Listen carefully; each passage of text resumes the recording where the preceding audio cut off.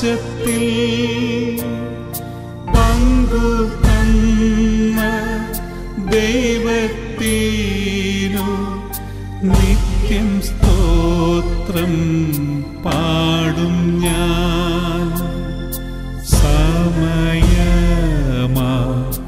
രഥത്തിൽ ഞാൻ സ്വർഗയാത്ര ചെയ്യുന്നു. എൻ സ്വദേശം കാൺമതിൻ. സംഘടനാപരമായി ഏറ്റവും അടുത്ത ബന്ധമുള്ള ഒരു കുടുംബനാഥന്റെ വിയോഗത്തിലാണ് ഇന്ന് പങ്കെടുക്കുന്നത്. ചോദിച്ചാൽ കുടുംബത്തിന്റെ കടലായി, കുടുംബത്തിന്റെ ആശ്വാസമായി പന്തിരായിരത്തിലേമാരും അച്ഛന്മാരും എല്ലാവരും ഒത്തുകൂടി നൽകുന്ന അന്ത്യാർത്ഥികൾ അദ്ദേഹത്തിന്റെ ആത്മാവിന് പരലോകത്തിൽ ശാന്തി ലഭിക്കും എന്ന് നമുക്ക് എല്ലാവർക്കും. ഇന്ത്യൻ നാഷണൽ കോൺഗ്രസ് പാർട്ടിയെ സംബന്ധിച്ചിടത്തോളം ഏറ്റവും അടുപ്പമുള്ള കുടുംബമാണ്.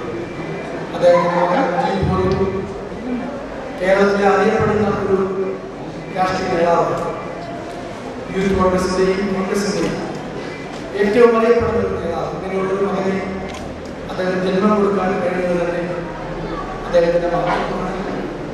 അതുകൊണ്ട് അദ്ദേഹത്തിന്റെ മക്കളെല്ലാവരും മകൻ പഞ്ചായത്ത് മെമ്പറാണ്. മകൻ എല്ലാവരെയും ഈ കുടുംബവുമായി ഞങ്ങളുടെ പാർട്ടിയെ വിവാദമാണ് വലിയ ബന്ധമാണ്. ആ കുടുംബത്തിലെ മക്കളെ വളർത്തുന്നതിനും അവരെ മുന്നോട്ട് നയിക്കുന്നതിനും കുടുംബത്തിന് നാടുകളാകെ തണലായി പ്രവർത്തിക്കുന്നത് അദ്ദേഹത്തിന്റെ ജീവിതകാലത്തുടനീളം അദ്ദേഹം വളരെ കഠിനമായി ആത്മാർത്ഥമായി പരിശ്രമിക്കുന്നത്.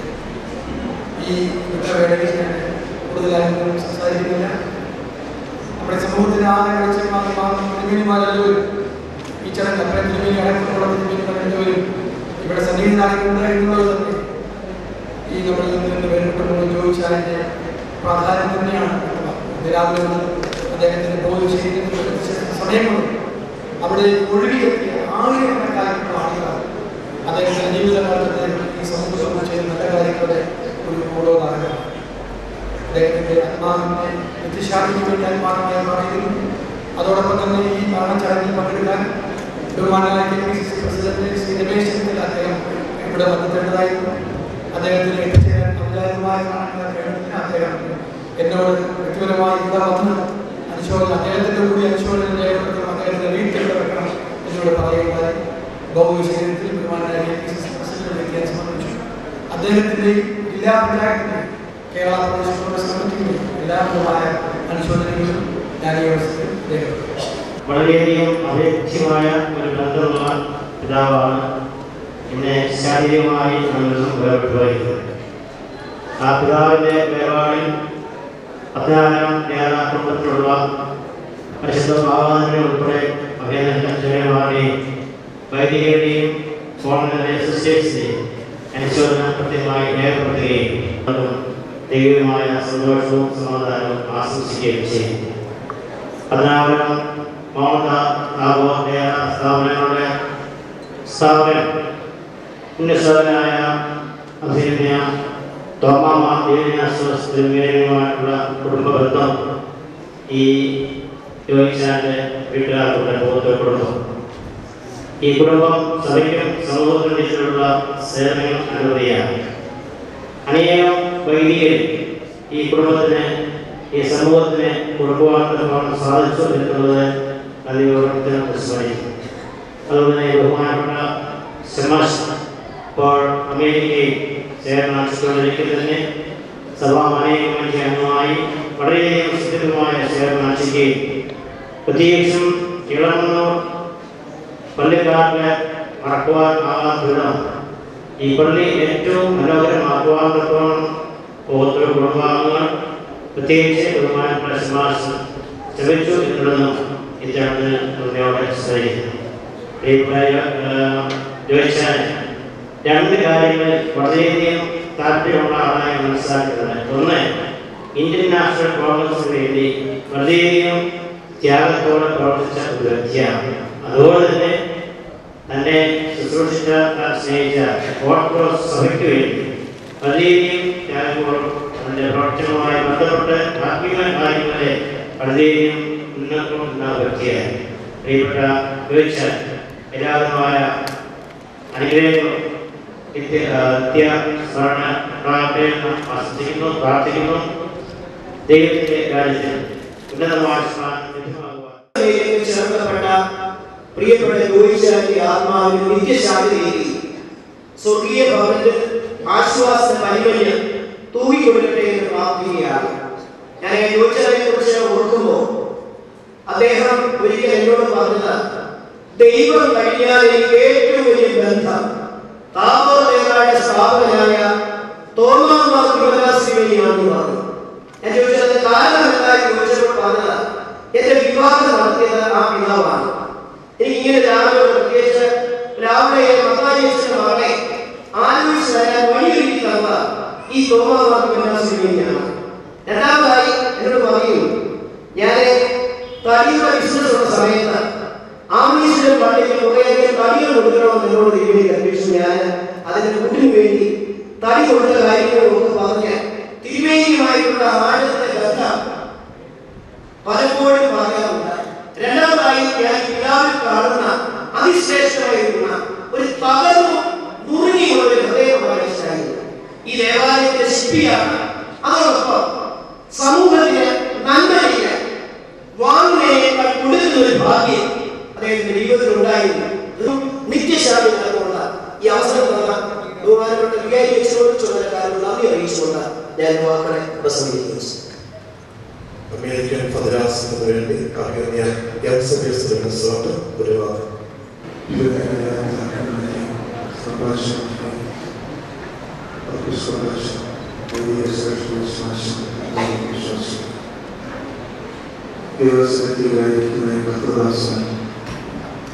ക്രിസ്തീയമായ ഒരു യാത്രയെ നൽകുവാനുള്ള ചുമതല നമ്മളെല്ലാവരും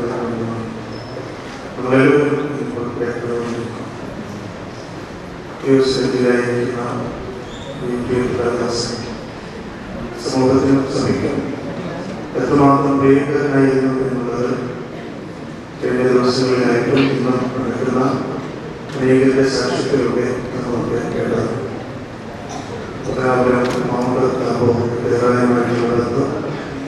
എന്റെ സ്ഥാപകനായ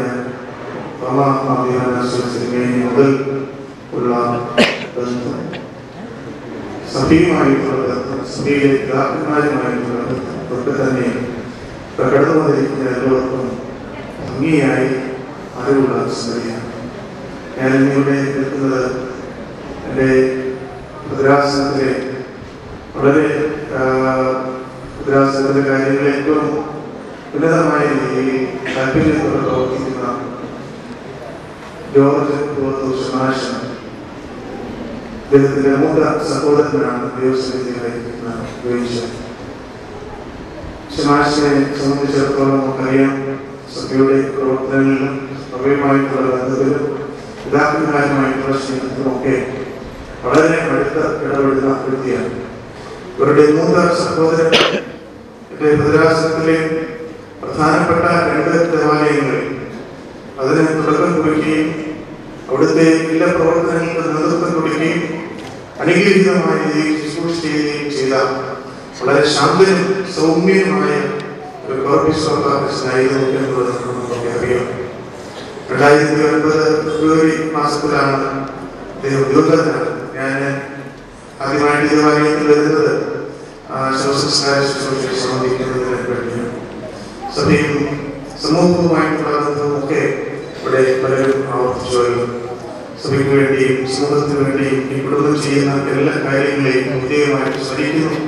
ഇതോടൊപ്പം തന്നെ ദൈവസന്നിധിയിലായിരിക്കുന്ന കർത്തദാസൻ ഈ ലോകത്ത് കാണിച്ച എല്ലാ മാതൃകകളെയും നൽകിയ എല്ലാ നന്മ പ്രവർത്തനങ്ങൾക്കും ദൈവത്തിന് വരാൻ സ്വർഗീയ എന്നവരുടെ പ്രതീക്ഷയെ കുറിച്ച് അനുഭവം നൽകി അനുഗ്രഹിക്കട്ടെ എന്ന് പ്രാർത്ഥിക്കുകയാണ്. ശുശ്രൂഷയുടെ എല്ലാ പ്രാർത്ഥനകളിലും ഒന്നിച്ച് നാം കേൾക്കുന്ന ഒരു സംഗതിയാണ്. ഭൂമിയിൽ ദ്രവിച്ചു ചേർന്നു പോയ സർവ്വശരീരങ്ങളും പുനരായി സൃഷ്ടിക്കപ്പെടുന്ന സമയത്ത് ദൈവമേ ഈ ആത്മാവിനോട് നിനക്ക് കരുണ തോന്നി. ക്രൈസ്തവ ജീവിതത്തിന്റെ പ്രത്യാശ അതാണ് എന്നുള്ളത് നമുക്കറിയാം. തിന്മയുടെ ലോകത്തേക്ക് നാശം ഉണ്ടാകുമെന്നും നന്മ പ്രവർത്തിച്ചവരെല്ലാം കൂടെ ചേർന്ന് ഒരു പുതിയ സ്വർഗലോകം സൃഷ്ടിക്കപ്പെടും എന്നൊക്കെയുള്ള ഒരു പ്രത്യാശ നമുക്കുണ്ട്. ആ പ്രത്യാശയിലാണ് നാം ജീവിക്കുന്നതും വളരുന്നത്. ഈ കർത്തൃദാസനെ യാത്ര ചെയ്യിക്കുമ്പോൾ കർത്താവിന്റെ രണ്ടാമത്തെ വരവിൽ ഭൂമിയിൽ പ്രവേശിച്ചു ചേർന്നു പോയ സർവ്വശരീരങ്ങളും പുനരായി സൃഷ്ടിക്കപ്പെടുന്ന സമയത്ത് സ്വർഗലോകത്തിന് അവകാശിയാക്കുവാൻ എന്നോണം നന്മ പ്രവർത്തിച്ച് നന്മയും ജീവിച്ച് സഭയുമായിട്ടുള്ള ബന്ധത്തിൽ, സഭാവിശ്വാസവുമായിട്ടുള്ള ബന്ധത്തിൽ, ദേവാലയവുമായിട്ടുള്ള ബന്ധത്തിൽ അനുഗ്രഹീതമായി ജീവിക്കുവാൻ തക്കവണ്ണം സാധിച്ചു എന്നുള്ളത് നമുക്ക് അഭിമാനിക്കുവാനും നമുക്ക് മാതൃകയാക്കുവാനും ചെയ്യുന്ന സംഗതിയാണ് എന്നുള്ളതിൽ സംശയമില്ല. ദാനിയേൽ പ്രവാചകന്റെ പുസ്തകത്തിൽ ദാനിയേൽ പ്രവാചകനോട് ദൈവത്തിന്റെ ദൂതൻ നൽകുന്ന ഒരു സന്ദേശമുണ്ട്. ദാനിയേൽ പ്രവാചകന്റെ പുസ്തകം 12-ാം അധ്യായം അധ്യായത്തിന്റെ അവസാന ഭാഗത്ത് ദൈവദൂതൻ ദാനിയേൽ പ്രവാചകനോട് പറയുകയാണ്, നീയോ ദാനിയേലേ അവസാനത്തോളം പൊയ്ക്കൊള്ളുക, കാലാവസാനത്തിൽ നീ നിന്റെ ഓഹരി പ്രാപിക്കുവാൻ എഴുന്നേറ്റ് വരും. ഷിക്കാഗോ സെന്റ് തോമസ് ഇടവകയുടെ പേരിൽ സാൻ ആന്റോണിയോ സെന്റ് ഇടവകയുടെ പേരിൽ ഈ ഇടവകകളുടെ പേരിലുള്ള പ്രത്യേകമായ അനുശോചനവും പ്രാർത്ഥനയും സമർപ്പിക്കുന്നു. ദൈവം നമ്മെ വാഴ്ത്തി അനുഗ്രഹിക്കുവാൻ. അതിനായ സംഭാഷണമാണ് ഈ ദേവാലയം പണിയോടുള്ള ക്രമീകരണങ്ങൾ ചെയ്തത്. ഇന്ന് കാണുന്ന രീതിയിൽ ഉപയോഗിക്കുന്നത് അറിയിച്ചതും അറിയിക്കുകയും ചെയ്യുന്നു. ശുശ്രൂഷകൾ പിതാക്കന്മാരുടെ നേതൃത്വത്തിൽ ആരംഭിക്കുകയായി.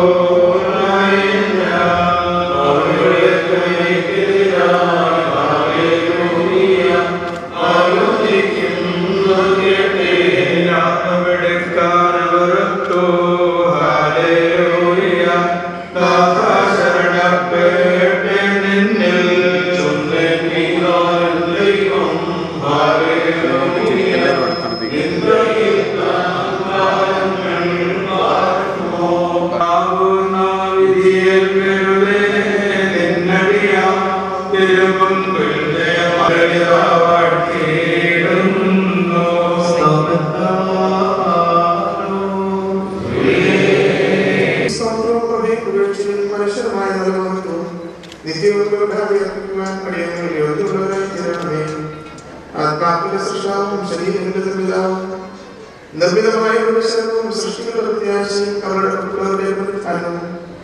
മരിച്ചുപോയവരുടെ ആശ്വാസവും വിഷാദിച്ചിരിക്കുന്നവരുടെ ആഹ്ലാദവും വ്യാപത്തിരിക്കുന്നവരുടെ സന്തോഷവും മനോഹരമായ സ്തുതിയും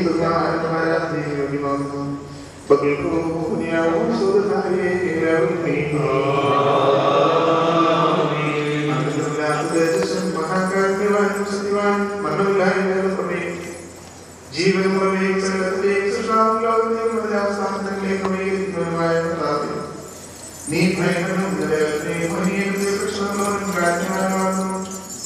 യാതൊരു രഹസ്യവും തന്റെ ദിവ്യ സൃഷ്ടിക്കാൻ പോലുമില്ല. ആലോചനകളുടെ ആഴവും ഹൃദയത്തിലും തിരിച്ചറിഞ്ഞ് പരസ്യമായി പ്രകടിപ്പിക്കുന്നു. നിന്റെ തീരുമാനങ്ങളും നിന്റെ മാർഗങ്ങളും ഉത്കടത്തിലുമാകുന്നു. മരണത്തെ മനുഷ്യരെയും മനുഷ്യ സംഹാരനായ മഹാസത്യത്തെ കൊല്ലുവാനുമായിട്ട് യേശുവിന്റെ വത്സരത്തുമായി ലോകത്തിലേക്ക് നിയമിക്കുകയും താല്പര്യമുള്ള സകലാത്മാക്കൾക്കും രക്ഷയും അറിവില്ലായ്മയും അവസാനിക്കുകയും ചെയ്തു.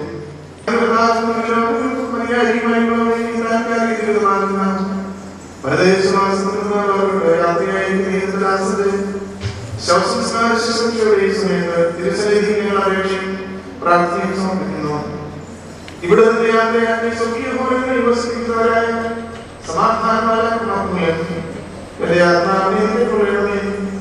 കർത്താവിനെ സാക്ഷാത്കാരങ്ങളുടെയും അവന്റെ ആത്മാവിനെ രക്ഷിച്ചുകൊള്ളണമേ. തിരുനാമത്തിൽ ദൃഷ്ടമായിരിക്കുന്നവരുമായവരെ ചുറ്റുനിൽക്കുന്നത് പോലുള്ള ഇവന്റെ യാത്രയ്ക്ക് സഹായം പരസ്യമായി കൊടുക്കണമേ. പ്രഭാപൂർണമായവരുടെ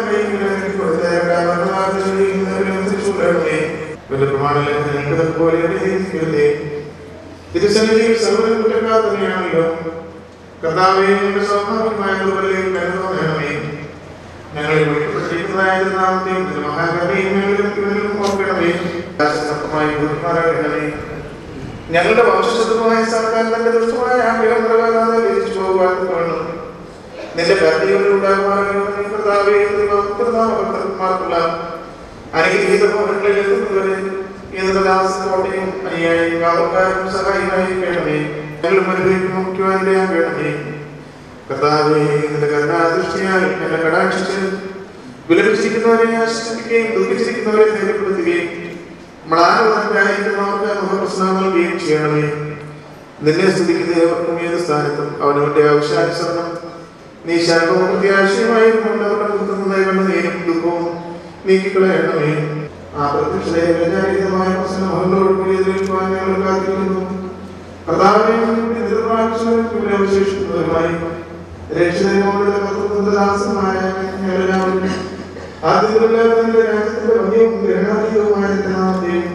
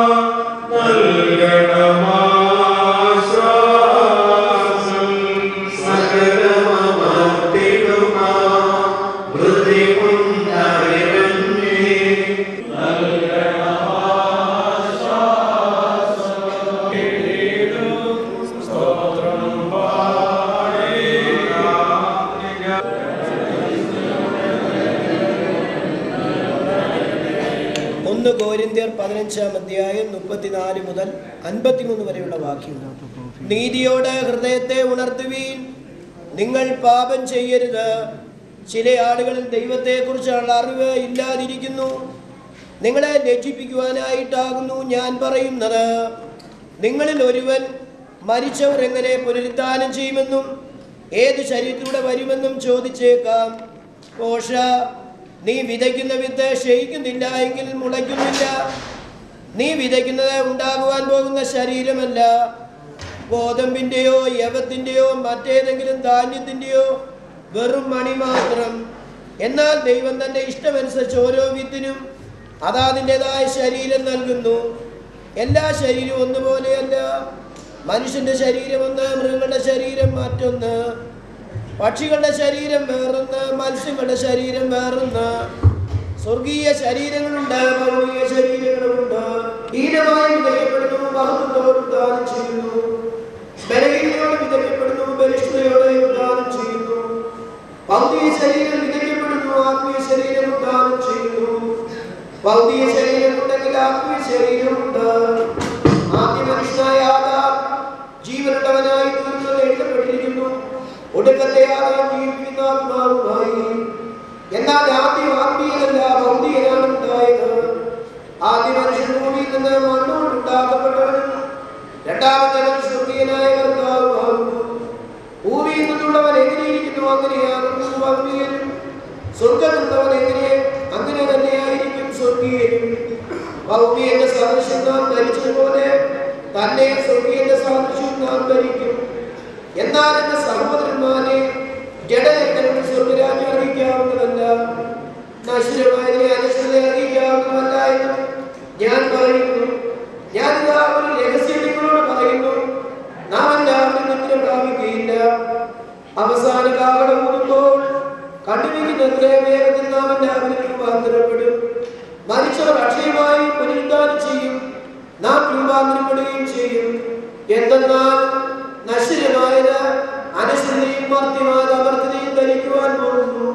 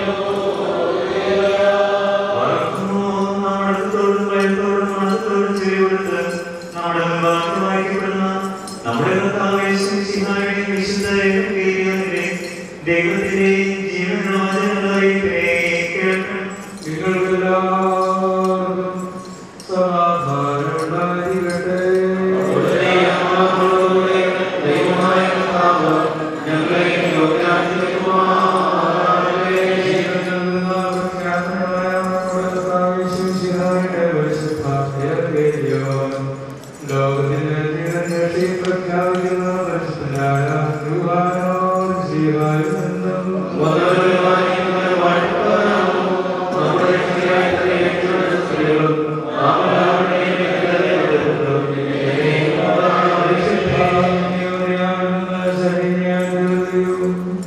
ജീവന്റെ മരണവും നമ്മുടെ ദൈവവും രക്ഷിതാവുമായ യേശുമിശിഹായുടെ മനുഷ്യാവതാരം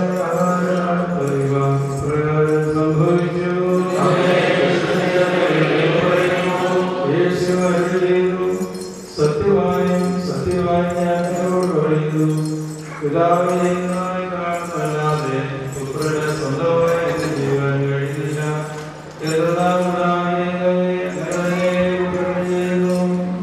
പിതാവിനെ പുത്രനെ സ്നേഹിക്കുകയും കാണിച്ചുകൊടുക്കുകയും ചെയ്യുന്നു.